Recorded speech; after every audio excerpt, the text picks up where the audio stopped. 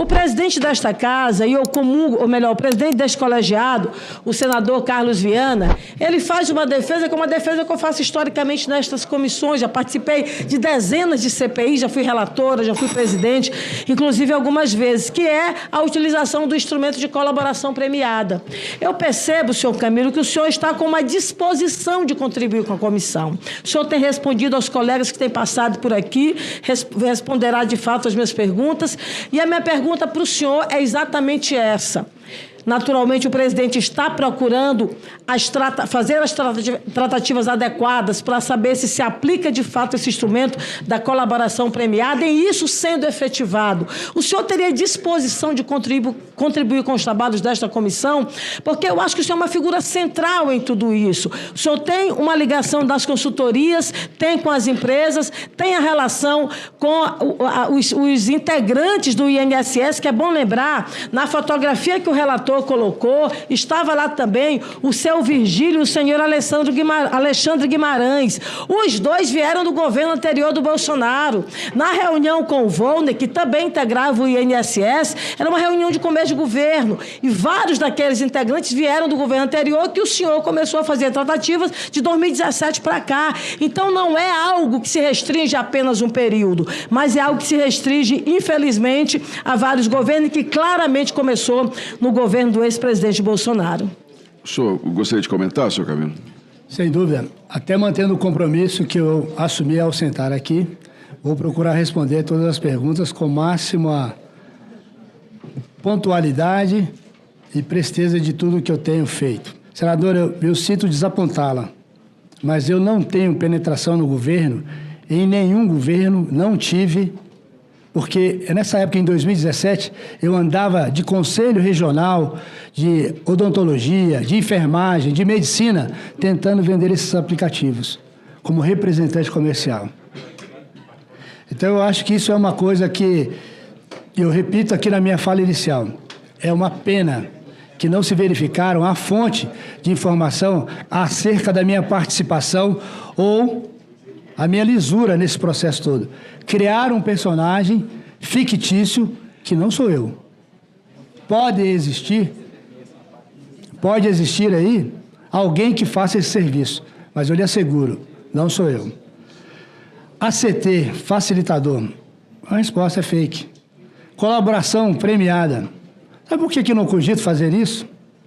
Porque primeiro que eu não tenho nada que falar sobre esse instrumento. A minha participação nesse mercado, ela nada mais é do que privada, uma relação privada. Eu não participo de qualquer que seja a associação, em qualquer grau de decisão que seja. Eu não tenho decisão nenhuma em estatuto, em assembleia ordinária ou extraordinária. Eu vendo produto. Eu sou um cara que vou no mercado e vou atrás de possíveis clientes. Esse era o meu intento. Então, só para responder à senhora, eu não participo de associação nenhuma, não teria por que fazer uma delação premiada ou colaboração premiada, como a senhora utilizou o termo, que eu acredito que seja o mais correto, porque eu não tenho nada que acrescentar. Eu estou aqui como um prestador de serviço que poderia estar sentado aqui, sabe quem? Talvez uma empresa de telefonia celular, porque eu enxergo essa faixa de brasileiros como consumidores. Simplesmente isso. Seu Camilo, o seu Rubens aqui disse que entregou na sua mão R$1 milhão de reais. Sim. Fiquei faltando essa resposta. Por que tanto dinheiro em espécie? Não, eu fiquei faltando essa resposta. Eu acho que corrobora também a fala do senhor Milton, que nunca houve um pagamento em dinheiro ou pedido meu, correto? Isso foi uma fala dele, correto, presidente? Isso consta aqui nas notas taquigráficas. Eu acho que é comum que todas as empresas, com seu nível gerencial, principalmente quando alcança tamanha projeção, eu repito aqui, eu me considero um empresário próspero para o meu tamanho, para a minha capacidade empresarial.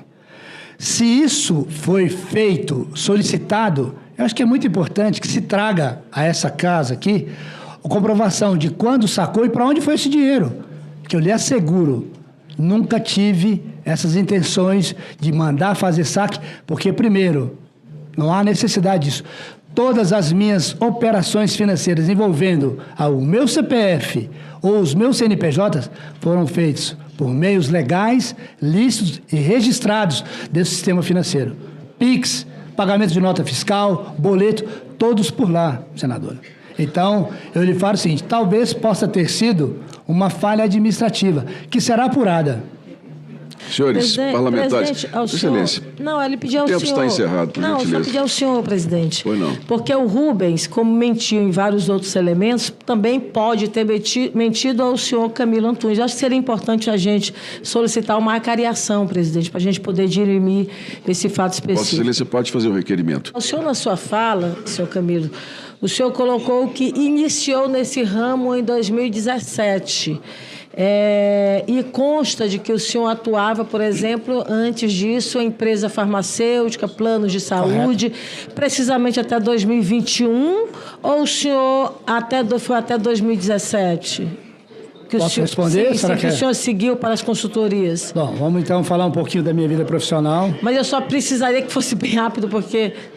Silêncio, por favor, silêncio. Senadora, com todo o respeito à senhora e aos temas aqui abordados, eu acho que eu mereço, no mínimo, um pouco de tempo para elucidar e trazer... Se o presidente der o tempo, eu não sou dona do tempo, é o presidente. Pois não. Ele pode solicitar a suspensão a qualquer momento, a pedido do advogado ou para orientação.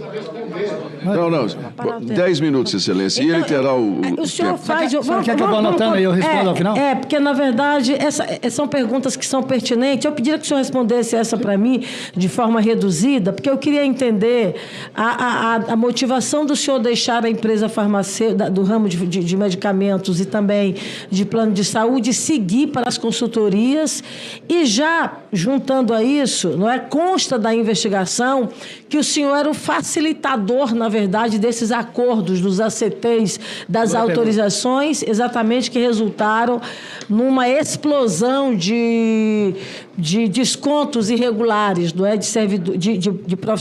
de aposentados de todo o Brasil. Então, eu queria primeiramente que o senhor me respondesse a motivação que lhe levou a sair da farmacêutica para ir para a parte de consultoria, e a segunda, o senhor atuava de que forma nessa mediação em relação a esses acordos junto ao INSS? Pois é, vamos lá. Entre minhas passagens e comprovações trabalhistas, eu fui ordenador e fiz parte do corpo diretivo de um dos laboratórios do SUS, em 2011 até 2013.